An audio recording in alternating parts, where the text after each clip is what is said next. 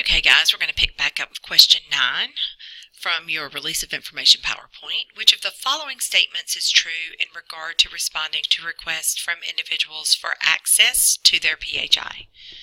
A cost-based fee may be charged for retrieval of PHI. B, a cost-based fee may be charged for making a copy of PHI. C, no fees of any type may be charged. Or D, a minimal fee may be charged for retrieval and copying. So your best answer is going to be B. A cost-based fee may be charged for making a copy of PHI. Remember that HIPAA provides for facilities to be able to charge a cost-based fee, as you see right here, cost-based fee for copies, not retrieval. So retrieval is gathering the records, all the labor that's required for that. It's just the copying, right? So cost-based fee as far as the copying is concerned. And cost-based is just big and fancy for what it costs your facility to actually make the copies. And I'm going to point you back to your numbered HIPAA notes that are posted as well. There's more information there. Okay, so question 10 says, privacy can be defined as limitation of the use and disclosure of private information. B, right of an individual to be left alone. C, physical and electronic protection of information. Or D, protection of information from accidental or intentional disclosure.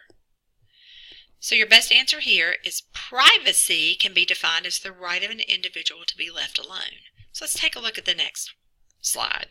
Confidentiality can be defined as the limitation of the use and disclosure of private information.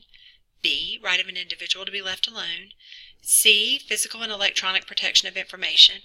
Or D, protection of information from accidental or intentional disclosure. So your best answer is going to be limitation of the use and disclosure of private information. So between 10 and 11, you're dealing with the concepts of privacy versus confidentiality. And so confidentiality is more, obviously we're suited towards privacy as well, but confidentiality from its most basic definition, limiting the use and disclosure of private information to the minimum necessary and only in situations where it must absolutely be used, is what we're trying to do as far as confidentiality of PHI is concerned. Okay, so a couple of scenarios. Question 12. To date, the HIM department has not charged for copies of records requested by the patient. However, this policy is currently under review for revision. One HIM committee suggests using the copying fee established by the state. Another committee member feels that HIPAA will not allow for copying fees. What input should the HIM director provide?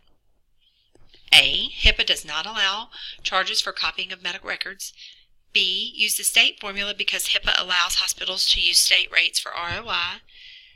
C, base charges on the cost of labor and supplies for copying and postage if copies are mailed.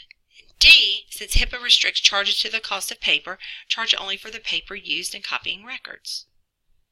So C is the answer. Base charges on the cost of labor and supplies for copying and postage if copies are mailed. And in a previous slide, we talked about cost-based fees for release of information.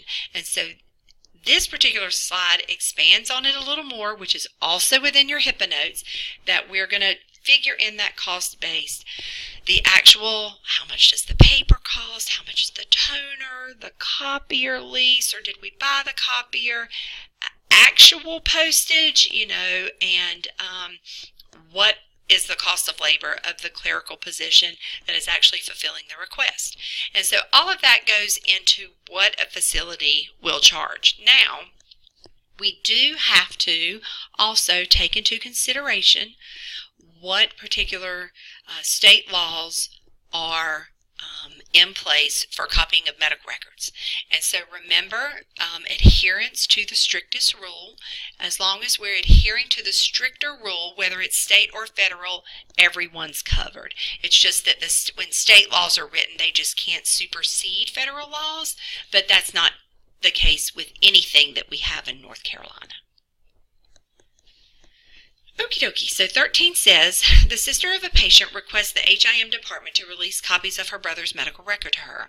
She states that because the doctor documented her name as her brother's caregiver, that HIPAA regulations apply and she may receive copies of her brother's medical record.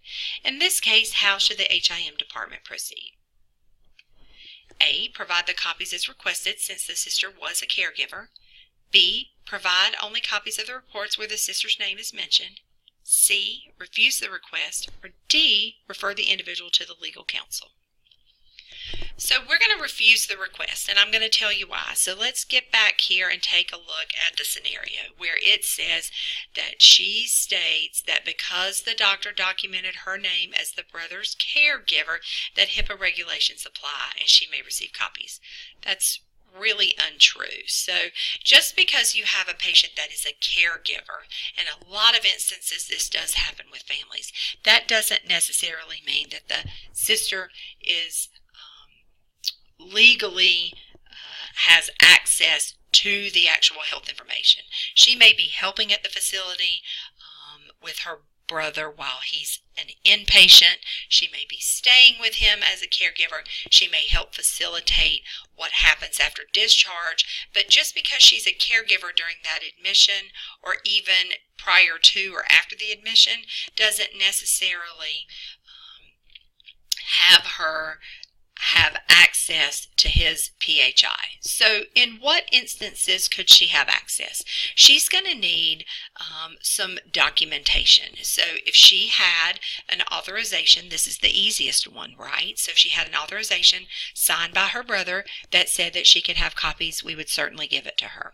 The next scenario would be is that she's the power of attorney for her brother, and that specific power of attorney does also specifically say that she has rights and accesses as far as healthcare power of attorney is concerned.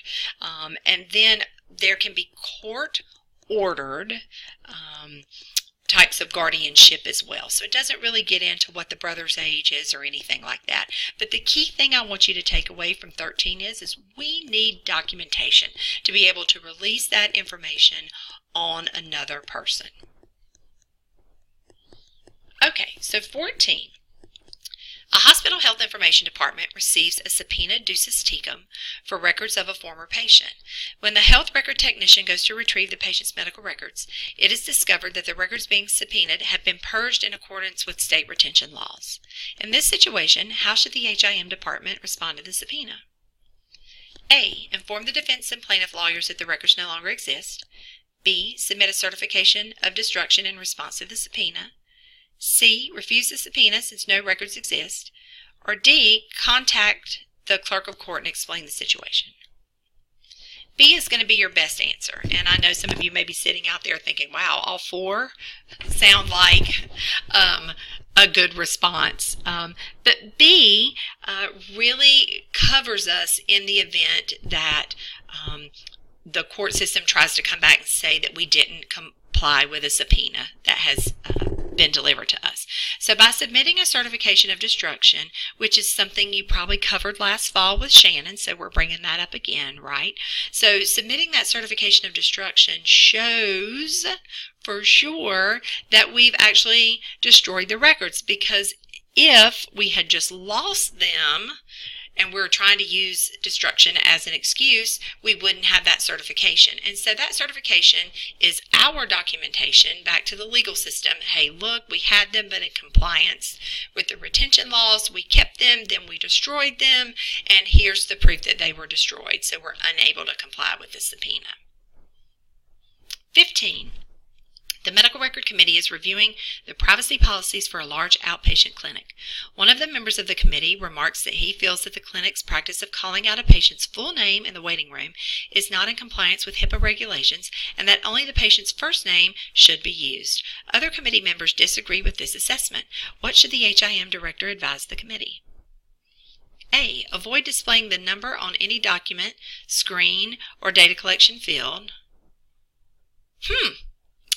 This doesn't seem like it's the right slide. No, it's not. I bet you guys were questioning that too. Well, that's the wrong slide. And that's the end. So let's go back to the scenario anyway. Wow. Okay, so I've got a slide missing somewhere. So question 15's answers don't go with the question 15 question. So what happens with question 15 is HIPAA does allow for you to call out a patient's name. What you can't say is Jane Smith here for the STD clinic. I mean, because then you're giving away what the patient is there for. So what you're trying to do with your patients is keep them as private as possible so you don't give out any other information than the patient's name at that point. Some large outpatient clinics and small outpatient clinics have moved to a numbering system where a patient takes a number when they come in and they call out that number once it's the patient's turn to go back. So I'm going to say to you that's how we're going to handle question 15. And I don't want you to worry too much about what's going on with these answers because the question doesn't make sense. So I hope you found this PowerPoint helpful. And if you've got any questions, let me know.